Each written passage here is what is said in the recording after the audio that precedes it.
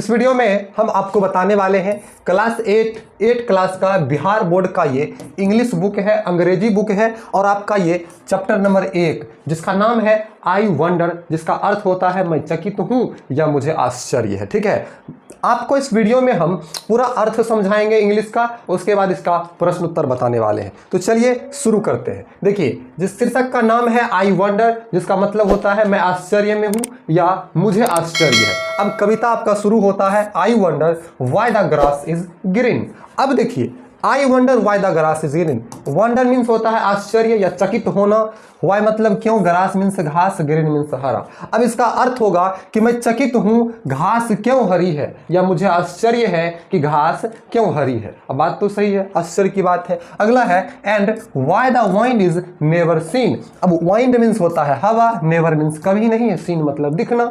अब कवि कहते हैं कि and Y the wind is never scene, और क्यों हवा कभी दिखती नहीं। और ये जो हवा है ये कभी दिखती क्यों नहीं है। आप बताइए, हवा आपको कभी दिखा है? बिल्कुल नहीं। तो वही लेखक कहते हैं कि यह हवा कभी दिखती क्यों नहीं। Who taught the birds to build a nest. अब देखिए, हु मतलब कौन, टॉट मतलब सिखाना, टीच का ये वर्ब टू है, बर्ड्स मतलब पक्षियां, बिल्ड मतलब बनाना, नेस्ट मीन्स घोंसला। अब कवि कहते हैं who taught the birds to build a nest, किसने सिखाया चिड़ियों को घोंसला बनाना। आप लोग पक्षियों और चिड़ियों को देखते होइएगा, पेड़ पौधों पर कहीं पर अपना घोंसला बनाते हैं रहने के लिए, तो उसको घोंसला बनाना कौन सिखाया। वही लेखक कहते हैं कि कौन सिखाता है इन पंछियों को घोंसला बनाना। And told the trees to take rest. Told means कहना, ट्रीज मतलब पेड़, टेक मतलब टेक रेस्ट मीन्स आराम करने को, और बताया पेड़ों को आराम करना। मतलब पेड़ जो एक जगह ऐसे खड़ा रहता है, इस पेड़ को कौन आराम करना सिखाया है।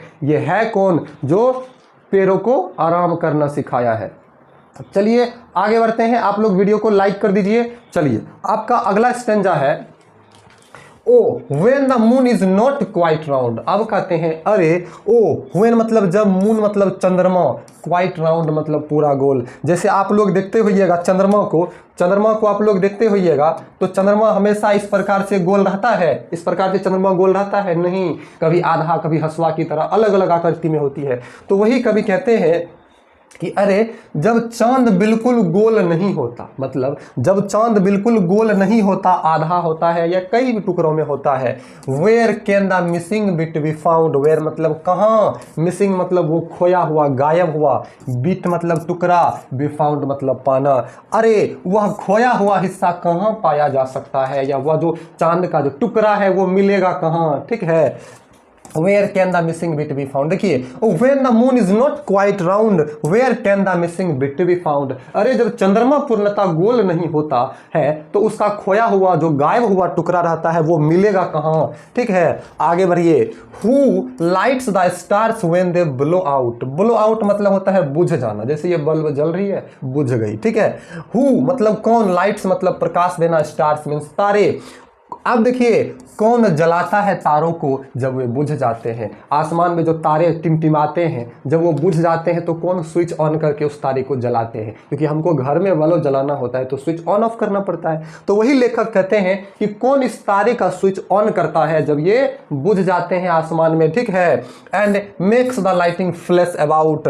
और कौन पैदा करता है चारों ओर बिजली की चमक। बारिश होने से पहले चमकती है ना, बिजली कड़कती है, तो कौन पैदा करता है चारों ओर इस बिजली की चमक। ठीक है, Who paints the rainbow in the sky and hang the fluffy clouds so high। अब लेखक आगे देखिए क्या बोलते हैं।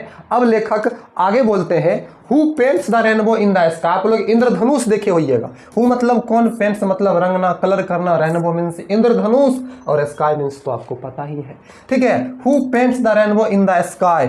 कौन बनाता है इंद्रधनुष आकाश में। आकाश में जो 7 रंग का, जो इंद्रधनुष में 7 गो रंग होता है, वो 7 रंगी इंद्रधनुष को कौन बनाता है आसमान में। And hang the fluffy cloud so high. और हैंग मीन्स होता है लटकाना, फांसी पर लटकाना, ऐसे लोग मर जाते हैं। ठीक है, या ऐसे भी लटकाना होता है। फ्लूफी मतलब हल्का या शर्मीला भी होता है, और क्लाउड्स मतलब बादल, हाई मतलब ऊंचे। And hangs the fluffy clouds so high. और हल्के फुल्के बादलों को इतना ऊंचा लटकाता है। फिर से समझिए, who paints the rainbow in the sky. Who paints the rainbow in the sky. कौन बनाता है इंद्रधनुष आकाश में। And and hang the fluffy clouds so high, और इस हल्के फुल्के बादलों को लटकाता है ऊपरी आसमान में, ऊंचे आसमान में। Why is it now do you suppose, suppose मतलब मानना नहीं, सपोज दैट मैथ बनाते होंगे तो आप लोग, that that won't tell me if he knows, बोल रहा अब यह ऐसा क्यों है, ये जो आसमान हरा है पीला है जो भी चीज़ें अभी हम पढ़े ऐसा क्यों है, क्या तुम मानते हो। That dad won't tell me, that means पिताजी, यदि पिताजी जानते तो भी बताएंगे, अगर पिताजी जानेंगे तो ही ना बताएंगे। ठीक है, आपका पोयम खत्म हुआ। ठीक है, आते हैं अब इसके प्रश्न उत्तर पर, इसके क्वेश्चन आंसर पर। सारे क्वेश्चन आंसर को ऐसा नहीं है कि दिख रहा है स्क्रीनशॉट करके आप लोग भाग जाइए, नहीं, आपको समझना है। जब तक इसको आप नहीं समझेंगे आप का बनेगा नहीं, याद नहीं रहेगा। सब्सक्राइब करिए। चलिए बताते हैं। Answer the following, answer these questions orally, निम्नलिखित प्रश्नों का उत्तर मौखिक दीजिए। बोल रहा what things in the first stanza tell you that the poet is curious. अब बोल रहा है पहले स्टेंजा में क्या क्या चीज है जो कवि जानना चाहता है या कवि जानने के लिए उत्सुक है। क्यूरियस मतलब होता है उत्सुक। आंसर देखिए, the colour of the grass, घास के रंग, नॉट सीन्ड वाइंस, ये जो हवा नहीं दिखता है, the making of birds nest, ये जो पक्षियां घोंसला बनाता है, and the trees in rest, और ये जो पेड़ आराम करते रहते हैं। These are the things in the first stanza that tell us that the poet is curious to know why they are so. तो ये फर्स्ट स्टेंजा में ये सारी चीज जो है कभी जानने के लिए उत्सुक हैं। अब स्क्रीनशॉट कर लीजिए। ठीक है, अब आगे बढ़ते हैं। अगला प्रश्न है why do you think the speaker calls the cloud fluffy. आप विचार करते हैं या सोचते हैं कि कभी इस बादल को हल्की फुल्की क्यों कहा है, तो इसका उत्तर होगा the cloud moves in the sky swiftly. आसमान में बादल क्या होते हैं, आसानी से आराम से मूव करते हैं, चलते हैं। So the speaker calls the cloud fluffy. ठीक है, ये जो स्विफ्टली है यहाँ पर फ्लूफी हो जाएगा, इसीलिए कभी आसमान के बादल को फ्लूफी कहा है। ठीक है, does the wind have any colour, क्या हवा में कोई रंग होता है, क्या हवा का कोई रंग होता है। आंसर होगा no, wind has no colour, नहीं, हवा का कोई रंग नहीं होता है। अब आगे है आपका चौथा प्रश्न, do you often ask your father, क्या आप अपने पिताजी को कभी पूछे हैं about the thing that you wonder at, कोई चीज जो आपको आश्चर्य में डाल दिया हो, जिससे आप चकित हो गए हो। Does he answer your question, क्या आपके पिताजी आपके प्रश्न का उत्तर दिए।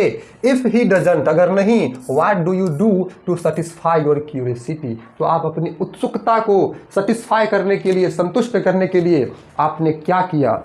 देखिए, इसका आंसर आप डायरेक्ट नो भी लिख सकते हैं कि हम पिताजी से पूछे ही नहीं, और यस लिखिएगा तो आपको लिखना है I also ask my father about the things, मैंने इसी चीज़ों के बारे में पिताजी से भी पूछा।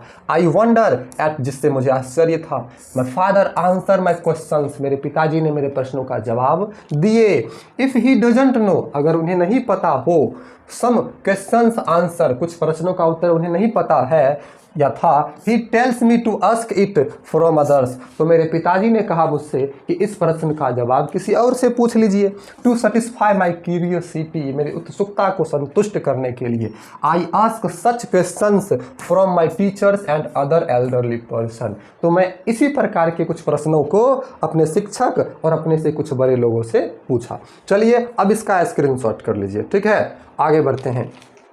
आपका अगला है B.1.2 का बेस्ड ऑन योर रीडिंग, आप जो पढ़े हैं उसी के आधार पर ऑफ द पोएम से whether the following statements are true और फॉल्स। निम्नलिखित में ट्रू गलत सही है या फॉल्स मतलब गलत, तो हम लिख दिए हैं, फिर समझ लीजिए। The shape of moon is fixed, चांद जो होता है, चांद का आकार फिक्स रहता है, नहीं कभी गोल कभी कैसा भी, तो फॉल्स हो जाएगा। The birds make the their own nests, क्या पक्षी अपना घोंसला खुद बनाता है, तो ये बात सही है, इसीलिए ट्रू हम यहाँ पर मारे हैं। अगला है the rainbow is not always colourful, अब बोल रहा है इंद्रधनुष हमेशा रंग बिरंगे नहीं होती है। आप ही बताइए, इंद्रधनुष रंग बिरंगे नहीं होगी तो इंद्रधनुष उसको कहेंगे ही नहीं, ये बात भी फॉल्स है। जब भी इंद्रधनुष आसमान में दिखता है तो वह कलरफुल ही रहता है। अगला है the stars do not give light, क्या तारे प्रकाश नहीं देते, ये बात फॉल्स है, कुछ तारे प्रकाश देते हैं। ठीक है, आगे है B.2 में answer the following questions in not more than 50 words. 50 words का ये प्रश्न उत्तर है, देख लेते हैं। क्वेश्चन है make a list of things that the poet is curious to know about, ऐसे चीज़ों का एक लिस्ट तैयार कीजिए जिसको जानने के लिए कवि उत्सुक हैं। ठीक है, तो देखिए, the poet is curious to know about. अब कवि जो है जिस चीज़ के बारे में जानने के लिए उत्सुक हैं, why the grass is green, घास क्यों हरी होती है, why the wind is never seen, ये हवाएं कभी दिखती क्यों नहीं है, the poet wants to know, कभी जानना चाहते हैं, who taught the birds to build a nest, कौन सिखाता है पक्षियों को घोंसला बनाना, why the trees take rest, ये पेड़ आराम क्यों करते हैं, where goes the missing bit of moon, इस चांद का वो जो गायब हुआ जो टुकड़ा रहता है वो कहाँ गायब हो जाता है। He also wants to know, और वे ये भी जानना चाहते हैं, about the lighting of stars, तारे की चमक के बारे में, प्रकाश के बारे में, अबाउट लाइटिंग्स ऑरिजिन, जो इंद्रधनुष चमकते हैं, how comes rainbow and the fluffy clouds up in the sky, आसमान में ये इंद्रधनुष और ये बादलें कहाँ से आते हैं, कैसे आते हैं, ये भी जानना चाहते हैं। ठीक है, तो ये स्क्रीनशॉट कर लीजिए। आगे हमारा दूसरा प्रश्न है। ठीक है, दूसरा प्रश्न है, who do you think is the I in the poem a child और एन एडल्ट, मतलब आपके विचार से इस कविता में जो था I wonder why the grass is green, तो ये आई कौन था, एक बच्चा था या एक वयस्क युवक था। Give reason for your answer, आप अपने उत्तर का कारण भी दीजिए। देखिए, आई थिंक दैट, मेरे विचार से I in the poem is a child, ये जो आई है मेरे विचार से कविता में यह एक बच्चा है। He is not an adult, यह एक वयस्क नहीं है। The questions that rises in his mind are the questions of a child's curiosity। अब कभी यहाँ पर आपको समझना है कि जिस प्रकार से प्रश्न पूछा गया है, ये प्रश्न एक बच्चा के ही माइंड में आता है, ना कि वयस्क के माइंड। वयस्क कभी पूछेगा, बड़ा व्यक्ति आपसे कभी पूछेगा कि घास क्यों हरी होती है, बच्चा ही तो ये क्वेश्चन कर सकता है। Adults don't ever think of such questions, वयस्क ऐसा क्वेश्चन सोच ही नहीं सकते। So I agree to the point that the speaker I of the poem is a child, इसीलिए मेरे विचार से ये यहाँ पर कवि जो है, कवि है एक बच्चा है। ठीक है, ये नहीं कि कवि जो लिखे वो बच्चा है, एक बच्चा के रूप में पूछ रहे हैं। अगला है, what opinion do you from about the speaker, कवि के बारे में, लेखक के बारे में आपका क्या ओपिनियन है। तो in my opinion the speaker is a child of high mental level, मतलब उच्च मानसिक लेवल का, स्तर का कवि एक बच्चा है। ही इज इंटेलिजेंट, वे तेज हैं। His mind is full of queries and questions, उनके दिमाग जो है प्रश्न और जानकारियों से भरी हुई है, मतलब बहुत सारा क्वेश्चन करना चाहते हैं। What does the question in the and suggest about the speakers attitude towards his dad, मतलब कवि अंत वाले स्टेंजा में अपने पिताजी से क्या प्रश्न करना चाहते थे। उत्तर the question coming in the end of the poem suggest that the boy in undeceive, अब कवि लास्ट स्टेंजा में हमें सजेशन दे रहे हैं, सुझाव दे रहे हैं अपने पिताजी से, मतलब किसी बच्चे को हमें सुझाव दे रहे हैं। He is not sure that his dad knows the answer of his questions, कि उन्हें विश्वास दिलाते हैं कि पिताजी को भी शायद इन प्रश्नों का जवाब नहीं होगा। And even if he knew it was doubtful that he would answer to all his queries, अगर पिताजी जानते भी होंगे तो उस बच्चे को डाउट है कि उन्हें इस प्रश्न का जवाब मिलेगा या नहीं मिलेगा। ठीक है, तो आपका ये चैप्टर दी एंड हो गई, चैप्टर खत्म हो गया। ठीक है, वीडियो अच्छी लगी तो वीडियो को लाइक करके हमारे चैनल को आप सब्सक्राइब जरूर करें, सब्सक्राइब कर लीजिए ताकि आपका देख लीजिए अगला चैप्टर आपका फिर तैयार होने वाला है। तो इसी प्रकार से वीडियोस देखने के लिए सब्सक्राइब करके लाइक कीजिए, शेयर कीजिए। अब से कंटिन्यू वीडियो आने वाला है। धन्यवाद।